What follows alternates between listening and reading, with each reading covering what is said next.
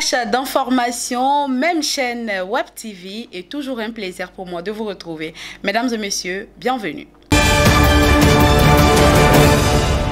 Le samedi 25 février 2023 a été marqué par une journée du livre organisée par l'AFONSO, l'Amicale des femmes de l'éducation nationale du secondaire d'Odiéné. C'est la salle des fêtes de l'hôtel Sarah qui a abrité la cérémonie. Cette journée du livre a été présidée par monsieur le préfet de région, préfet d'Odiéné, représenté par le secrétaire général en de préfecture, monsieur Albert Trabiba. Mawa S. Bakayoko, écrivaine romancière, était l'illustre conférencière. Une journée meublée par une conférence littéraire sur le thème « La place du livre dans l'éducation des enfants ». Il y avait également un concours littéraire qui a mis en compétition plusieurs établissements scolaires du premier et second cycle et une dédicace. C'est sur une note philharmonique que la cérémonie a débuté devant un grand nombre d'élèves et de personnalités.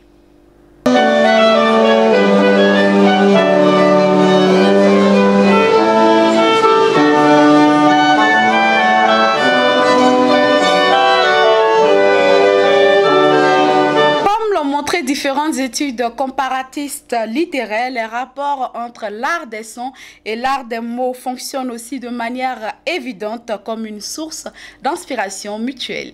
Parlant d'inspiration, la conférencière a révélé quelques sources d'inspiration des enfants africains noirs. J'étais à l'étranger pendant longtemps.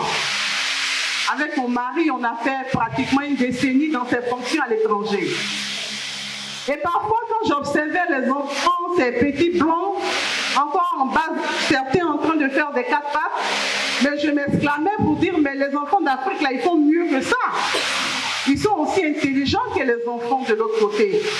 Et je m'émerveillais, mais je me disais que si on les mettait dans le même contexte que les enfants d'Afrique ici, ils allaient reproduire la même chose. Mais en réalité, il y a quelque chose qui plombe. Parce qu'au même âge, c'est-à-dire à 2 ans, 3 ans, l'enfant africain est aussi intelligent que l'enfant blanc. Parce que nous avons un élément très important que nous ne savons pas. Et là, je vais m'adresser aux enfants. Quand maman donne naissance à son bébé et que tous les matins, elle sort pour aller faire vaquer à ses occupations, où elle place le bébé? Le matin, quand elle finit de laver le bébé, elle bichonne le bébé, elle parfume le bébé, alors qu'elle va au marché, elle va faire ses occupations. Où elle place le bébé? L'enfant vient au dos. L'enfant se retrouve au dos. Quand elle va au marché, l'enfant est placé au dos. Quand elle va au champ, l'enfant est sur son dos. Lorsqu'elle doit aller même chanter, l'enfant est sur son dos. Mais il y a un phénomène qu'on n'arrive pas à détecter. Pendant que maman marche, l'enfant observe la vie. Maman regarde, le bébé regarde autour de lui. Tout ce qui se passe autour de lui, l'enfant enregistre dans son esprit. Tout ce qui se déroule autour de lui, l'enfant enregistre. Il voit la maman en train de discuter son prix. Il voit la maman en train de parler avec les autres. Et son esprit se nourrit. Il devient intelligent. Il n'a pas encore la parole. Mais il est très intelligent parce qu'il ramasse autour de lui. Et quand l'enfant commence à marcher, maman fait quoi maintenant? Qu'est-ce qu'elle fait de l'enfant? Le matin avant de sortir, elle dit quoi? Est-ce que l'enfant va avec elle encore? Elle dépose l'enfant où? À l'école. À la maison. L'enfant reste à la maison. Et quand l'enfant reste à la maison, avant de partir, elle dépose un gros plat de placali. Il faut manger, hein, j'arrive. Ou bien un gros plat de tabato. Il faut manger, hein, j'arrive. L'enfant, il s'assoit, il mange. Et si on a le malheur d'avoir une télévision, je le dis bien, si on a le malheur d'avoir une télévision, maman met la télé, tous les 10 gays, l'enfant enregistre dans sa tête. Il devient le plus grand danseur du quartier. La maman est fière. Mon fils, il sait danser. Hein? Elle a souligné l'impact que la lecture a sur l'esprit des enfants et des adolescents.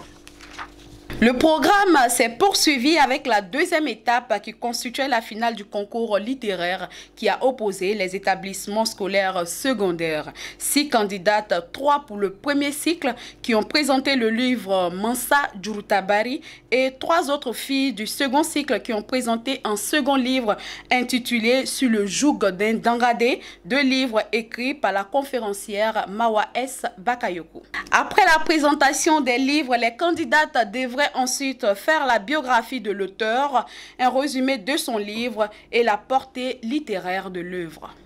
Mansa Djurutabari. Conte initiatique est un récit qui relate l'histoire d'un homme, un roi qui durant son règne s'est juré de ne pas devoir à personne.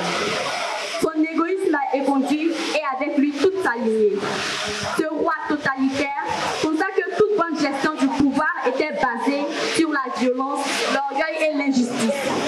Ces idéologies s'opposaient à ceux de Mansa Nyalikela, Nassira et le patriarche. Je ne pourrais clore ma présentation sans vous dire ceci.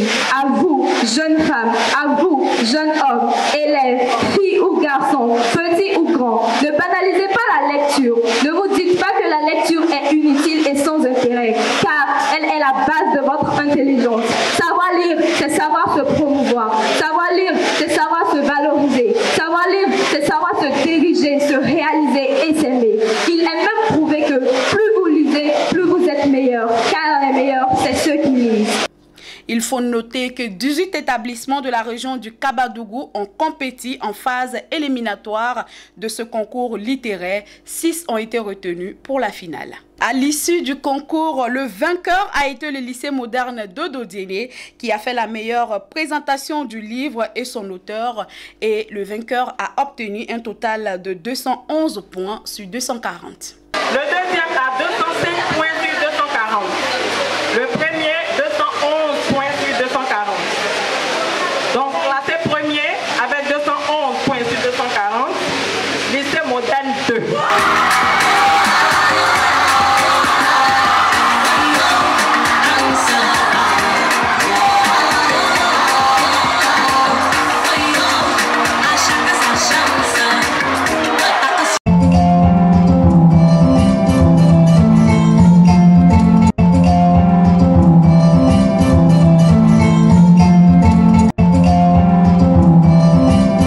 Des distinctions ont été remises aux participants et la cérémonie s'est achevée par une exposition de certaines œuvres littéraires de certaines maisons d'édition, dont Baro Édition. Mawa Sumaoro Bakayoko a dédicacé quelques livres de son répertoire. Il faut noter que l'écrivaine romancière compte 10 livres dans son répertoire littéraire. Il faut rappeler que le parrain de cette journée du livre était Abdoul Touré, président de Destin Commun, par ailleurs directeur de la fluidité routière. Voilà, c'est fini pour aujourd'hui, mesdames et messieurs. Merci de nous avoir suivis et je vous donne rendez-vous pour un autre numéro de notre flash d'information. D'ici là, portez-vous bien.